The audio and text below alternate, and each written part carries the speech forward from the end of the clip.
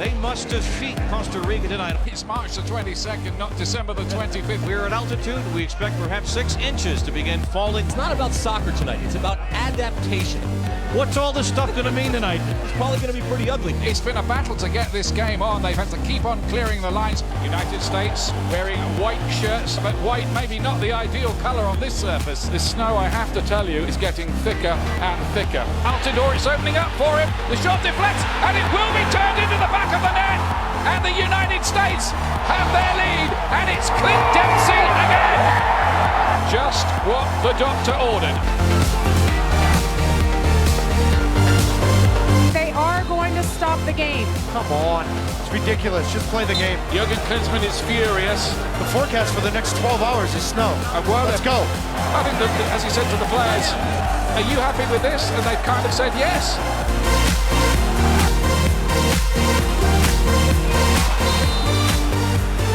Morantes towards the back post. Guzan came to get it. In off the post and in. It's offside. The flag is up. The goal will not count. That is it on this extraordinary snowy night in the blizzard. 1-0 to the USA. This is a night that's going to go down in US soccer folklore. It was an evening that everybody involved with will remember the rest of their lives. Herculez Gomez, now our colleague at ESPN, was in the United States starting lineup that night. This is how he spent. How much fun was this? That was a lot of fun. It brings chills, just remember it, no pun intended. Yeah. Taylor Twellman, you were ensconced in the tropical warmth of the announce booth. Very difficult. In dark that evening. And look, about halfway through the second half, I took my gloves off, took out my phone, and took a picture of Casey Keller that basically says it all, as he was facing into the wind, into a blizzard, wearing an electric blanket at the siege of Stalingrad. Yeah. Why did you face? Let's talk about this game. Why were you facing into the wind? You could have watched the monitor. Well, that's where the game was. It's like a South Dakota hunting blind. I mean, it really wasn't even that bad. What was it like on the pitch? Only that 10 night? other people know what South Dakota hunting blind was. There was a world of. I mean, the United States 4 days hence had to go to Mexico. They're sitting on 0 points. They had to get 3 that night, and you had to play in that snow. What was that like? Well, the conditions were something else. You were freezing on the field, any exposed skin, and it would actually hurt you. I don't know how you stood there or sat there through that. Playing it was something else, but it was the conditions, not only on the field, but around the team. You know, the Brian Strauss article that came out, the fact that we lost to Honduras. A lot of dissent was reported in the team at that hour, a right? lot of internal conflict that was rumored and reported, and to handle it the way we did and to go into those elements and face those elements, embrace those things, it was something special. You've played a lot in Europe. Have you ever see anything approximating those conditions? I mean, I've played in snow before, but not to that condition, not while it was coming down the mud. I mean, normally, what is the rule of the game? When the ball stops rolling, you stop play. Well, there was definitely a stage in that second half where the ball stopped rolling. And that was when the referee stopped the game, and there was that little bit of a conference, and when they tried to figure out, was it going to continue or not?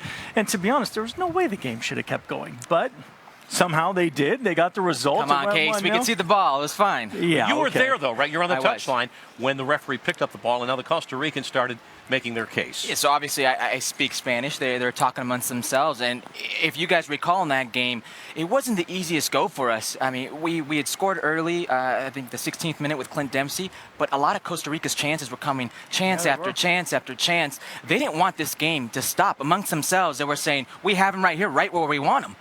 And the game continued. We picked up that great win. After the game was when they started saying it shouldn't have been played. We're going to put in a protest with FIFA. I thought it was ludicrous. Once you're on top of us and you think it's fine, and you have a chance of winning, you're okay with playing it. Once you lose, then you have a problem with it. Costa Rica actually scored. Well, how did that assistant referee, through that, we couldn't even see with the telephoto lenses, raise the flag and call an offside That ball? was the most difficult part, because I was, Ian and I, for the last, I'd say 45 to 50 minutes, we didn't have monitors because the snow was coming, like Casey said. The wind was coming that way, left to right on your screen. It was all over the monitors. We had no replays. We had nothing. You couldn't see from the booth. You couldn't see directly across the field. Yeah. If you watch the replay, Ian thought it was a goal. So did I. But then Beasley moves, and all of a sudden you see this yellow thing float in the background, and then you knew, wait a minute, we thought it was I don't know how he's off. We thought it was a goal. On the field, we thought it was a goal. Your heart would sink for that split second, and you see a little salvation in the linesman with the flag raised. It's difficult. You couldn't roll the ball on the field. You couldn't dribble. There were times where DeMarcus Beasley and myself were both playing the left side. I was playing left midfielder. we would have to lift the ball up, juggle it towards each other to advance the ball. The ball would not roll anymore. But one of the great images of that night, Jeff Cameron helping a guy. Earlier today, he told me about this. Let's listen.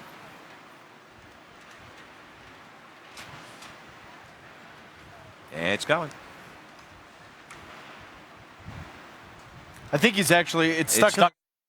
Going back to the game in Denver, you know, we don't really like each other. You know, they kind of blamed us for playing that game, and you know, we got a result, and then we went down there, and it was pretty hostile when we got down there, especially getting off the airplane. The fans were there telling us we're cheaters and all this kind of stuff. One point, though, I think we saw it in a little. He had one hand on the shovel, didn't he? Takes a lot of credit as well. He should for clearing the center line. But there was that protest lodged with FIFA. They were steaming the Costa Rican delegation about that after the match. You guys know our Mark Connolly, right? So he sits in our booth with us, and he's sitting there, and he leaves the booth to go to the box of referees and FIFA delegates and CONCACAF delegates. They actually didn't really know what to do. They didn't know if the game does stop. Is it replayed at that minute? Is it replayed from the beginning of the game? They didn't know. They kicked him out of the booth. So we're up in the booth there in Denver trying to get an answer. We couldn't even get an answer from CONCACAF or FIFA. And so that's how crazy the whole moment was. When they paused the game, I thought for sure they're calling the game. They're calling the game because why are you stopping it now when the previous, 55 minutes, or was it enough snow? Well, we were up in a booth, kind of watching, and the next thing you know, they stop the game, and we're sprinting down to get onto the set. And of course, we thought exactly the same thing. You thought there's no way this can continue at this stage. They tried to clear it at halftime. They didn't have the right equipment to do it, so they delayed halftime. Tried to get part of it cleared. Yeah, it really. What is that hat you were wearing, by the way? Do you still have that hat? I do have that hat. I have the hat that they bought me that evening, and I was smart enough to not wear. That's just your haircut. That's just your hair. What are you talking about? That's not a hat. That's just your hair. Casey has hair underneath that. Taylor has dark hair in that day, and I have a beard. How times have changed. All right. That was 4 years ago. United States eventually, later, and we'll have more of this later in the program, and the BLT had to go down to Costa Rica, got waxed that evening. But now we've got the business at hand tomorrow evening, which is, of course, the qualifier. All the emotion, but tactically, the United States needs 3 points. Give me a quick thumbnail of what you expect to see tomorrow evening. This is the most important World Cup qualifier. The moment you lost to Mexico in Columbus, this became the most important and the most difficult. Now, the hard thing to assess this team is because a lot of people look at Costa Rica in the Gold Cup semifinals. Well, the reality is that was a B team for the United States. That was a B team at times for Costa Rica. I think the United States looks at the first 20 to 25 minutes to try to unsettle Costa Rica. If they get an early goal, Bob, then I would be shocked if the United States doesn't walk away with a 2-3-0 win. Case, what do you think has changed beyond the obvious with a new manager? Bruce Arena, in his matches so far, undefeated. What's changed in and around this team? I think any time a new manager comes in, you mentioned it, that there's always guys need to prove something and guys need to show to the new manager. I mean, I think also don't take anything away from what the team has done. Gone on this fantastic run, and they've gotten themselves into a decent position to qualify. But they haven't necessarily been overly tested at times as well. So this is a good point, I think, that Taylor makes. This will be one of those first real big tests for this new team. You could say, okay, the 1-1 game in Mexico was that, but you're playing with house money, though, aren't you, Casey? Very much so. Really, there's no expectation. If you get a point, it's great. If you don't, you weren't expected to get anything. These are the games. You win your home games, you qualify for a World Cup. Well, this is a game that the U.S. has always seemed to found a way, a one goal difference that has made the difference in really propelling this team into qualification. This is a big test. Only 25,000 seats here. That was a decision. It's the first World Cup qualifier ever played in the New York City area. We're here in the proud state of New Jersey. That to try and control the atmosphere, Herc. How much does that matter when you're on the pitch? It matters. You take that into account. Listen, I don't care what anybody says. If you're playing against Mexico in Los Angeles, it's going to be a pro-Mexican crowd.